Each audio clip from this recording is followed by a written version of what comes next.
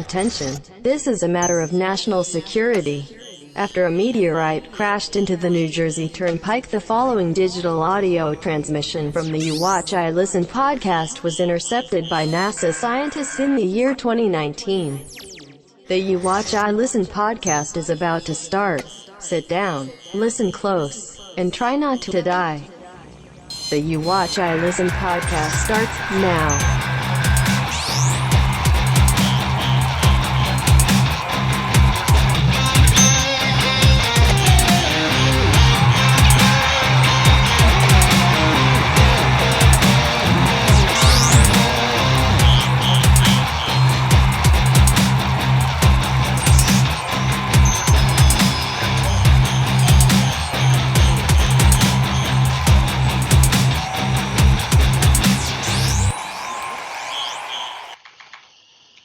I think it even says on here that it's recording the call anyway, so we don't even need a countdown. We're good, dude. All right, guys, welcome to episode 101 of You Watch, I Listen. This is week 8 of quarantine now. Week 8. It is Thursday, May 6th or 7th. I don't remember what day it is. It's, who cares? May 7th? Very nice. Okay, so we'll start out with the usuals. Josh, how are you? Not too bad. How are you guys? I'm swell. And how was your week? Normal quarantine week, I guess. Playing some video games, watching some TV, and not much else. Doing some projects around the house where I can. Yep, pretty much. Taylor, how about you? Same thing. Been going to work every day. It's been weird.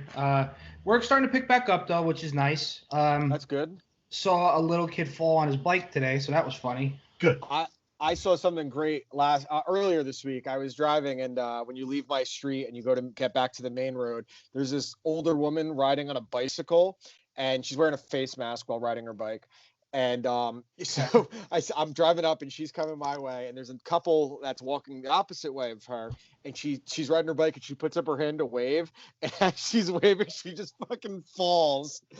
I was so happy. Like, I literally started laughing, and my foot pressed on the gas, so I almost just ran her over. I'm always happy when I see other people get hurt. But outside of that, the week's been about the same. We're getting our own individual well, which they're starting on next week, which is exciting, I guess. Sure. I mean, better than dead cat. It's better than dead cat well. Dead cat well. But outside of that, man, it's been about the same. Work is starting to pick up. NFL schedule's coming out in just an hour and a half. It sounds like almost every division is going to be doing playing an NFC or an AFC team when they start out. So the AFC East would be playing the NFC West, I believe. That's what it sounds like for the first month of the season. They're going to do AFC versus NFC, which is cool. I mean, get it out of the way. I think it's always weird when, like for the Dolphins, they just played the Patriots, and the next week we're playing the fucking Cardinals. I like when things are like bunched. Yeah, definitely. I mean, it's going to help out. I mean, I don't really know who's the NFC West. I feel like I should know. But NFC West is Cardinals, 49ers, Seahawks, and Rams. No, I don't want it. No, get it out. Yeah. No. It's a tough division. My division's hard enough as it is. We talked about it today, dude. It's awful. Well, oh, yeah, the strength of schedule? Yeah, the strength of schedule. Which, by the way, can you believe that people are starved for sports that much? They're having an NFL schedule reveal, and people are about it, dude. Yeah, man. People are starving for sports. I mean, it's been over 50 days since the last American sporting event. But we're getting one this weekend with UFC 249, which we'll talk about later on. Before we get into our reviews and everything, another big shout out to Jonathan Snowden for jumping on with us yesterday, part of the You Watch, I Listen interview series to talk about his book, Shamrock, The World's Most Dangerous Man.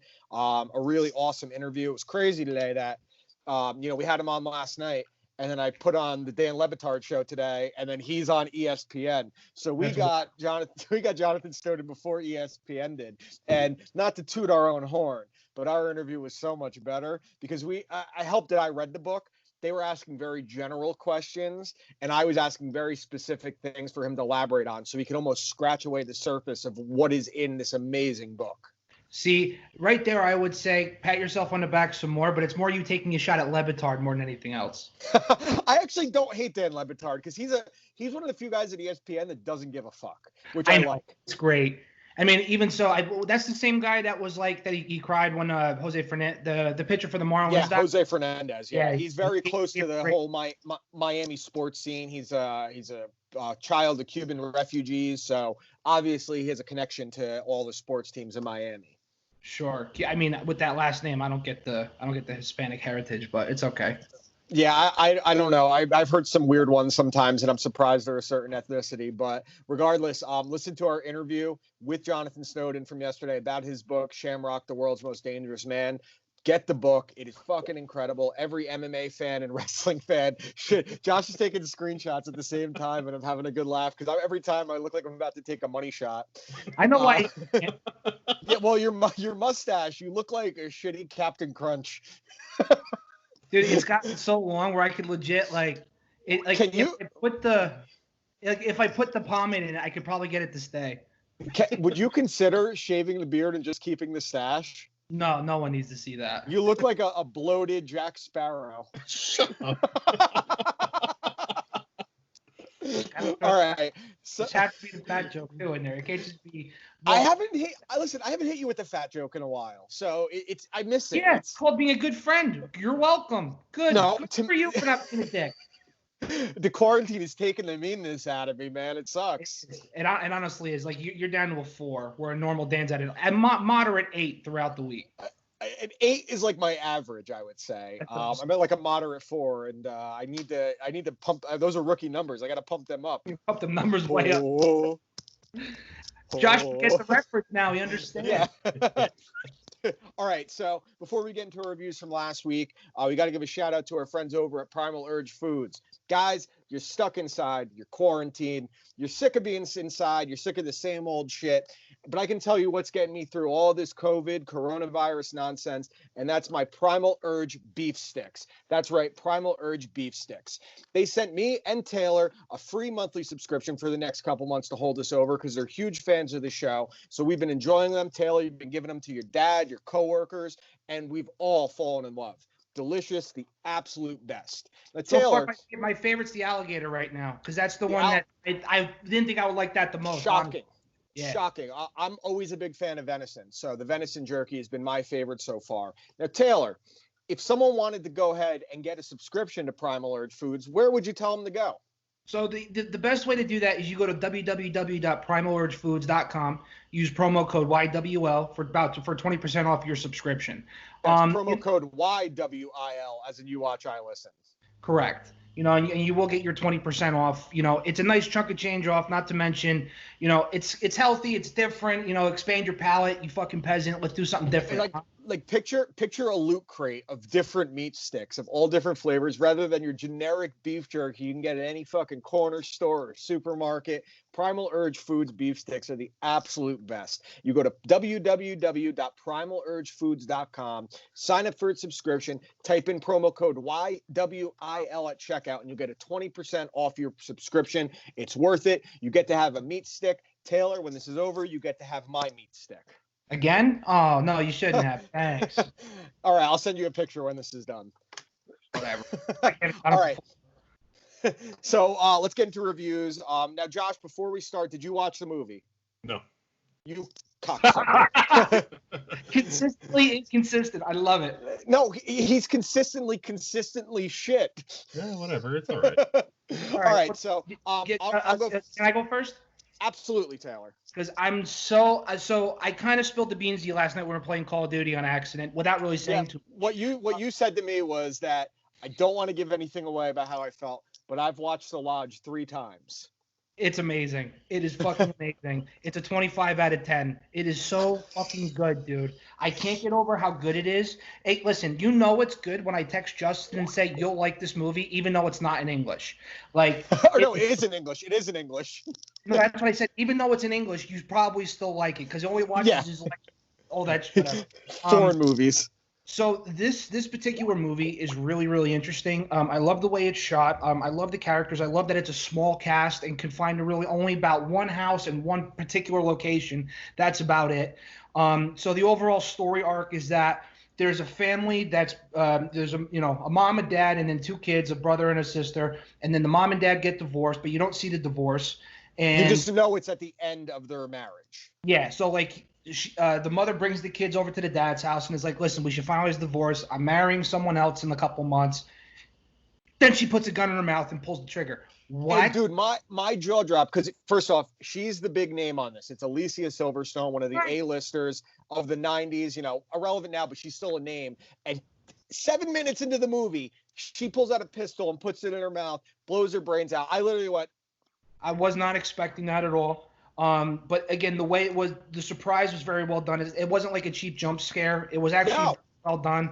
Because usually horror films, shitty horror films, like it's the same thing with with an average metalcore song. You know when the breakdown's coming, even if you've never heard it before. Sure. You know when the scare's coming.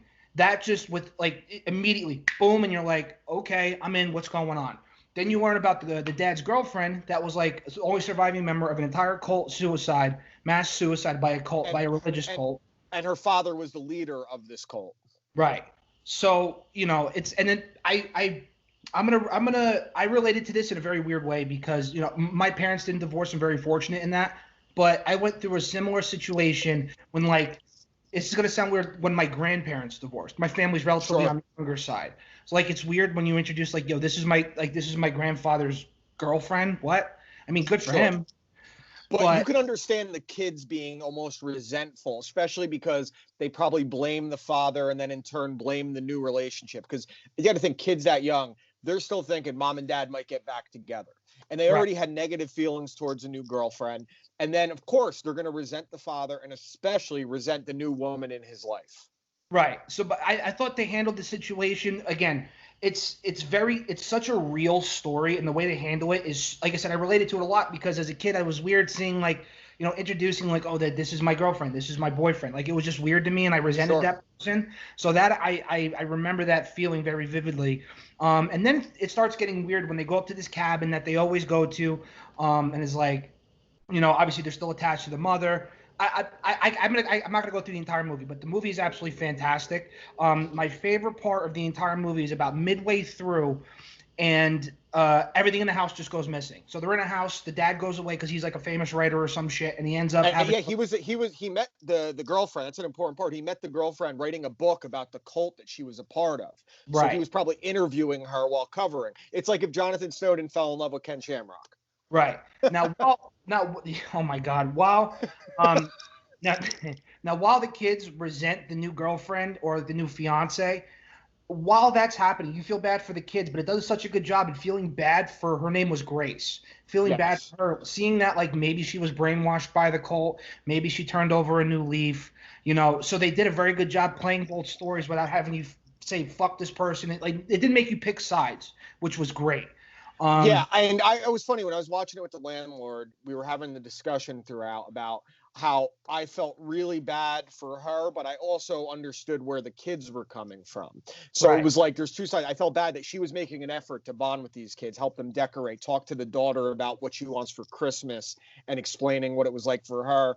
And then they do that weird thing where the daughter shows the DVD they made with their mother as a gift. So there's like this little thing is teased in it. I felt really bad when because like she obviously has good intentions to show the video and stuff, but again, she's a young girl. She doesn't know, like, that weird feeling Grace must have felt. But then, so Grace is highly medicated. Everything goes missing. That's when shit starts getting weird. And then I still don't fully understand what happened. I saw it 3 times and I still don't get it. Okay, so let me explain what I mean. Is that, like, there's one scene where Bill, the kid from It, the kid from It, you see him Billy Boy, you see him hanging, but he's really not dead. Then you see, like, the obituary. I tried to piece that puzzle together a couple times, but I still don't really understand. Can you enlighten me a little bit? Yeah, sure. So there's a part where they fall. The kids are actually in Grace. They're watching The Thing, the classic John Carpenter The Thing, and she said, let's watch something different. They put on the terrible Michael Keaton family film Jack Frost. They fall asleep. He brought in the gas heater, And then the next day, after everything's missing, Bill talks with Grace and mentions how he had a dream that they suffocated on the gas heater at night and they were dead. The kids were gaslighting her because they hated her. They hid all her medication. They hid all this stuff. They wanted to make her think she was going crazy. So they staged that they were all dead. They made these things that the obituaries, the in loving memory picture of the kids. They wanted to drive her so crazy that she would leave their father and that she wouldn't want to be around them. But what they did was actually drive her insane, to not understand when they were saying it was pretend, we were faking, because she really broke after she found her dog that the daughter accidentally left out, and there was no coming back after that. So they were gaslighting her. Right. So I guess when you put it like that, okay, now I'm starting to see it where there's like, you know, like she's highly medicated. They took her pills away. They don't really know what those are for. And she started having crazy dreams and everything, right, where she's drowning and she sees her father, where she walks when she tries to get help and she walks to that abandoned house and she thinks she sees her father in it. They wanted to make her go so crazy, to tell her it's fake, and then be like to their father, I can't be around these kids. I hate them. They did this to me. But they actually made her believe that everything her father had indoctrinated to her as a child, that brainwashed her with, was real. Because they even got the sound clips from their father's recording of the cult of him saying, repent your sins, and they were playing it on a fucking sound bar upstairs. So she thought she was hearing voices. She was actually hearing her father's voice that these asshole kids were playing. I went from feeling bad for the kids in the first hour of the movie, and then to have it turned around on you, where I absolutely despised what they did. And then the movie in the last, from the moment, like I remember when the kid, it looked like he hung himself. I was like, holy shit, this kid hung himself. Yeah. I love this movie because I didn't see any of these twists and turns coming. It was in such a spot. And the only part that really, there's only two things that I said it's similar to Hereditary in some ways. The mental illness, obviously, the little mannequins of the houses and everything. Sure. And the one scene specifically is when she's sleepwalking and she's standing over the kid with a gun.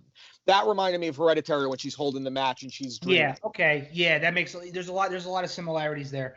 But all in all, I love the story, and even though I still didn't understand what was happening, I still, like I said, I watched it 3 times. I loved it that much. So yeah, I mean, 25 is not a real score. Just give it flat 10 out of 10. I absolutely adore this movie. It's fantastic. So after I rewatched it, I came up with, it's a theory, you know, we like finding these things in these kind of movies, especially for, you know, I figured it out on the first time, but I know some other people out there, like, they didn't get everything happening just like you. So I actually have a theory that Alicia Silverstone told her kids to do this to her, to gaslight her. Before she kills herself, when they get back, after the father says that he wants a divorce, he wants to finalize it, they go back to Alicia Silverstone at home, and she's setting up books and notebooks, like arranging them very specifically. She takes off her necklace. The son is later wearing that necklace. And there's when Grace goes up to the kids in the attic when they're hiding, and they're saying we were pretending, the daughter actually says, we did it for mommy. There's part of me that's wondering if Alicia Silverstone told the kids, you need to do this for me. Because even in her house, she had the mannequin, and they kept cutting to the house, or not the mannequin, the little figures of them on the floor, just like when she woke up. So it's just a theory. It just makes me wonder a little bit, because I almost have a hard time believing that kids could just, I mean, you have to obviously suspend disbelief with movies like this to a certain extent, but I have a hard time believing that kids could necessarily come up with this elaborate ruse without an adult influence. So I do wonder if the mother put them up to it, which just adds to the intrigue of the film for me. Yeah, and the ending is also very ambiguous, leaves it up to interpretation. So what she does. The ending I thought was and the main girl was awesome. Elvis Presley's granddaughter, she was great. The kids were both great. It's so, like you said, how it's in one singular place for the most part. It's so atmospheric, very similar in The Shining, where you're just stuck in this one spot. I really, really enjoyed the movie. I love the way it was filmed. I thought the acting was great. I would not call it a horror movie. It is a pure psychological thriller, and it uses horror as a vehicle, because it's not a horror movie. I get a lot of I just fucking lost the movie. There was because it has a certain ambiance, The Witch, like how the darkness of the very floor, similar. It has very droning ambiance with the snow in the woods. Yeah. So same. I felt that. But those kids were assholes, and I Okay. hope that yeah, but the kids were both really good too. But I'm really glad you liked it. I had a feeling you would. All right, Taylor, you gave me the album it's Eternal Nightmare by Chelsea Grin, a metal band. It came out in 2018. I was not familiar with this band really. So the first couple times I listened to the album, I really didn't care for it.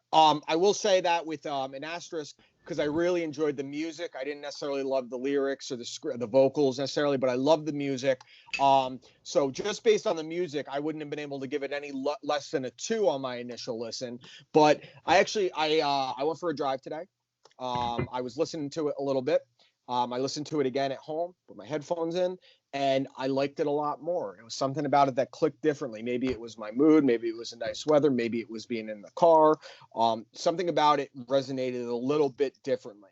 Now, musically, this album is a 5 out of 5. I can't say enough good things about the music. The breakdowns are great. The musicianship on every song is fantastic. My biggest critique would be the vocals, and the lyrics are a little heavy-handed, but sometimes at metal, most of the times in metal, it's more about the energy than what is actually in the lyrics with certain bands. And so starting right off, Dead Rose, I actually have my revised scores too. Dead Rose, I originally had it at 2. Listening again, that went up to a 3. Only one song I gave a 1 ultimately, and it was a next song. And my note, the song is called The Wolf, and my note says it's not about Bob's dad. So that's a 1. The next song was Across the Earth. I gave that a 3, originally a 2. See You Soon was a 2 initially, then it went to a 3. 9:30 a.m. was one that I originally had at a 1, but listening to it back went up to a 3. I like that one a lot more. Limbs was a 3 the entire time. Actually, on my initial listens, I liked the back half of the album more than the first half. And that held up here. So Limbs I gave a 3. Scent of Evil I gave a 2. Hostage was a 3. Nobody Listened was my favorite song on the album. That was a 5. That is a great fucking song. From start to finish, the breakdown there, the chorus is awesome. That one has the best musicianship from start to finish for me as well. Outliers, I gave it 3, and the title track Eternal Nightmare was originally 2, went up to a 3. So I wouldn't necessarily put this in the highest class of albums for me, but the fact that it grew on me as I listened to it, and I think a lot of times at metal, I have to like put myself in a spot where like think about how much more you'd like this live, and that's one of the most important things. The energy on this album is awesome. It's sinister. That's one of the things I could say about it. It sounds very angry and just full of rage, which is, most metal for the most part, but there's something almost like underlying evil about it. And I really appreciated that. So I want to give this one a 3 out of 5.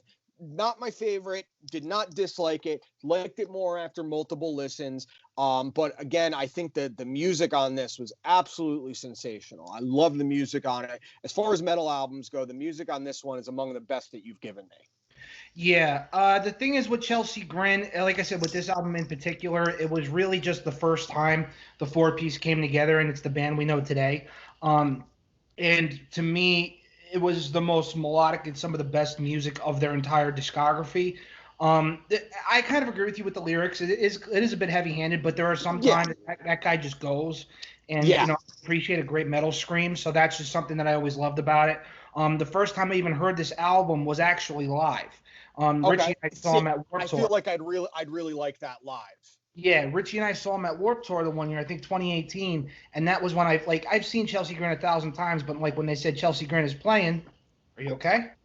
Yeah, I'm trying to put my blinds up and I forgot how to do it.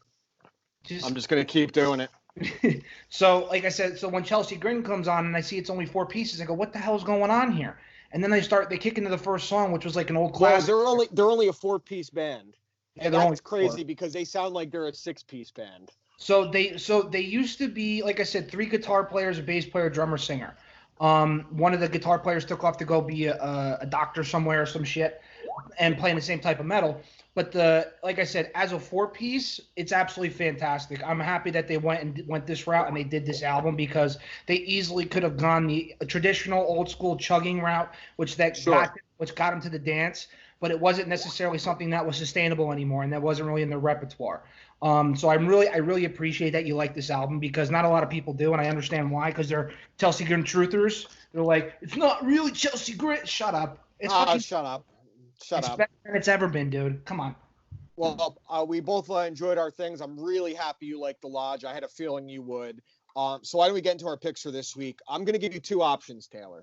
Okay. One of your options is a light-hearted comedy, I'll say, goofy comedy that is fun. The other one is one of my favorite and maybe the most underrated A24 film there is, that actually has the same girl from The Lodge in it. All right. So we haven't done A24 in a minute, so let's do that. Okay. The movie I'm going to give you, it stars Joel Edgerton, one of the more underrated guys we actually like a lot, and Riley Keough, I believe her name is. The movie's called It Comes at Night. I believe this is on Netflix right now. This is actually a very topical movie. It's basically a movie about quarantining yourself. It's some kind of event happens where this family is hunkered down in for the long haul, and you don't really know what's going on. It's a very, very dark movie. It's a very, very heavy movie. The biggest mistake this had, and this goes over themes we've talked about recently, was that they marketed this as a hardcore horror movie. It's more of like, again, a psychological thriller, a slow burn, similar in a lot of ways to The Road without that relationship dynamic to it, but a similar kind of thing. Because to me, one of the scariest movie scenes in the last 20 years I can think of is in The Road, when Viggo and his son go into that basement and they see all those bodies there and all those people, and they think they're about to get eaten. That was such an intensely dreadful scene. And this movie has a sense of dread throughout it. I really, really love this movie. I try to tell as many people as I can that haven't seen it, don't go into it expecting horror. Expect something that's going to keep you at the edge of your seat. Expect some really, really heavy stuff to happen. Some great acting. I think Joel Edgerton, of Warrior fame, is one of the more underrated actors out there right now. As you just saw with Riley Keough, she's a great actress. So my pick for you this week is It Comes at Night. Cool. All right. So since you're gonna go that route, some heavy, some ominous type, some really heavy stuff. I'm gonna go really heavy myself. Probably the heaviest you've ever listened to. It's the heaviest I've ever listened to. The band is called Infant Annihilator, and the album is called The Elysian Grand Evil Gallerite. What? I know. So I'm gonna do black metal. Yes, I am. Why, dude? I'm giving him the darkest of dark black metal. Oh my god! So wait, hold on. Repeat the name of that album. So the Elysian Grand Evil Gallerite. I'm just writing Grand Evil, and I can't wait for Josh to have to make a episode title out of that next week. He's just mad about the title. That's what he's mad about. No, I'm not mad about the title, man. He gave him black metal. Nobody needs black metal except for fucking Ralph and Greg. So here's what's even funnier about that. Ralph was asking me what I gave Dan last week. I told him to listen to Fit for a King, and he goes, "What are you giving him next week?" I go, "I'm gonna give him Infinite Annihilator," and he listened to it, and he goes, "Yeah, this sounds like something Greg would listen to," and I was like, "Okay." So I'm just gonna read two song titles, and two I want you to listen to specifically. You gotta listen to the whole thing. The one song is called "Soil the Stillborn." Oh my god! I thought you said this was heavy. This sounds like a comedy. And then the other track is called "Baptized, Bastardized, and Sodomized." Listen, hold on. It is the most ridiculous shit I've ever heard in my life. They actually just released a new album this year called "The Battle of Yaldabaoth." I don't even know what that is. But like I said, this album really is ridiculous. And even though it is it's crazy, crazy black metal, what's nuts about this band is that the music that they play and the way in which they play it can't be replicated live, and they have never played a live show. It is honestly, yes, it is the weirdest. They're an anomaly. It's the weirdest thing ever. If you watch their stuff, you think it's a drum machine, but it's not. You think it's all machines. It's not. They do playthrough videos. They do Q&As with fans. They're real, actual people. It's not some dude under an Infinite Annihilator alias. It's real, and it is honestly some of the most groundbreaking metal of all time. But no one listens to it because of what I just told you: baptized, bastardized, and sodomized. That's not as bad as Soil the Stillborn. Like what is it? Neutered in utero, pelt of innocent flesh, blasphemia. Josh, you have to listen to it too. I will. Unholy grave birth, crucifilth, motherless miscarriage. Dude, it is the most wildest. I'll pair it to my headset and I'll fucking listen to it while we're doing shipment 24/7. Oh, dude. It's the wildest album I've ever listened to. Infinite All right. Annihilator, the Elysian, the Matt Damon movie, the Matt Damon movie, Grand Evil Gallerreich. Okay. Probably saying it wrong too, by the way. Probably. I mean, is anyone saying it right? No, not one person. And this is also because there's a death metal, black metal album. Like, it's one of those where you take a great big pile of sticks and you throw them together, and that's what the font looks like. Oh, that font. Yeah. I prefer Comic Sans, I prefer Windings. I was about to say Wing. That's the one I want. All right, so there are the picks for the week.